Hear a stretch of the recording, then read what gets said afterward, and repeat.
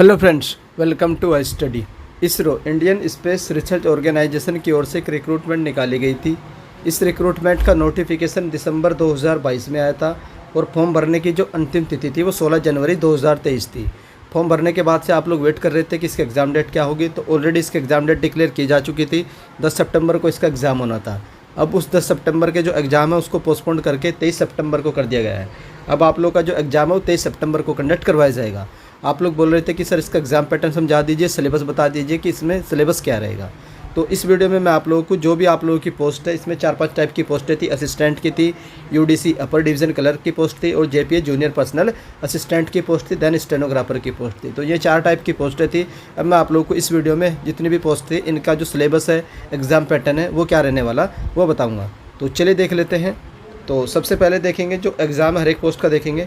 सबसे पहले हम 2 पोस्ट का देख लेते हैं, असिस्टेंट की पोस्ट है और अपर डिवीज़न क्लर्क यूडीसी की पोस्ट है।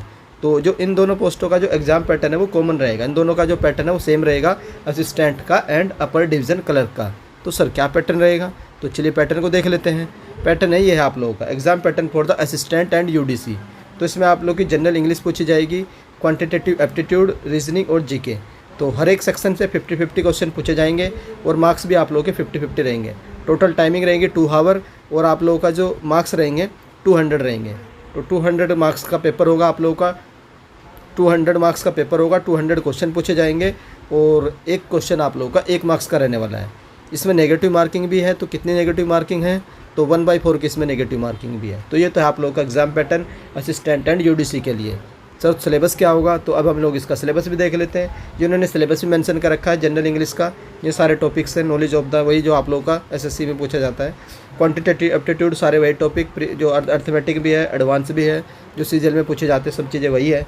और ये रीजनिंग का टॉपिक है, verbal reasoning, non verbal reasoning, वही पूरे नंबर सिस्टम, मिरर, ये पूरा एसएससी बेस्ड पैटर्न रहने वाला है रीजनिंग वाला।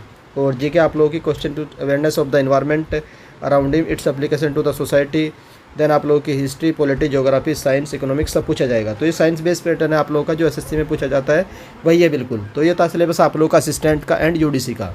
तो अब चलते हैं नेक्स्ट पोस्ट पर। नेक्स्ट पोस्ट आती है आप लोगों की JPA junior personal assistant and stenographer. तो इन दोनों का जो सिलेबस है वो सेम रहेगा, इनका एग्ज़ाम पैटर्न भी सेम है। तो इनका एग्ज़ाम पैटर्न क्या होगा तो वो देख लेते हैं। तो ये आप लोगों का स्टेनोग्राफर का एग्जाम पैटर्न, जिसमें आप लोगों की इंग्लिश लैंग्वेज पूछी जाएगी 100 क्वेश्चन 100 मार्क्स के, रीजनिंग पूछी जाएगी 50 क्वेश्चन 50 मार्क्स के, और मैथ पूछा जाएगा 50 क्वेश्चन 50 मार्क्स के। तो इसमें बस आप लोगों का मैथमेटिक्स नहीं है, बाकी सेम पैटर्न रहेगा। 200 क्वेश्चन रहेंगे, 200 मार्क्स के रहेंगे और टाइमिंग 2 घंटे की रहेगी और नेगेटिव मार्किंग यहाँ पर भी 1/4 की रहने वाली है।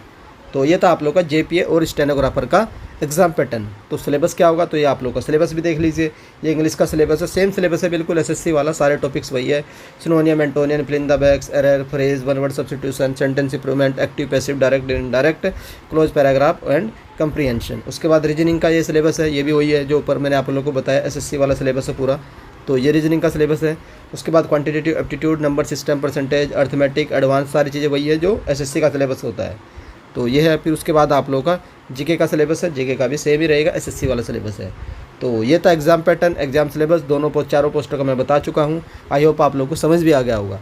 अगर अभी भी आप लोगों का कोई डाउट है तो आप लोग कमेंट कर सकते हैं। बाकी मैंने आप लोगों के लिए पेड पीडीएफ तैयार कर रखी है, हर एक सब्जेक्ट की है।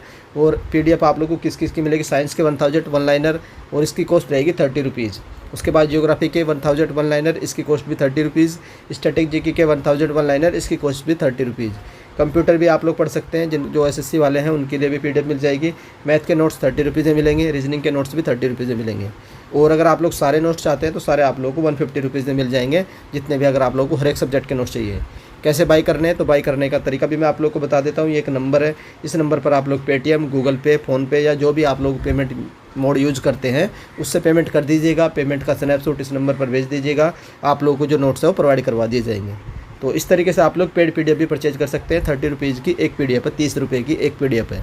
तो ये था syllabus, exam pattern. I hope आप लोग को इन्फॉर्मेशन पसंद आई होगी।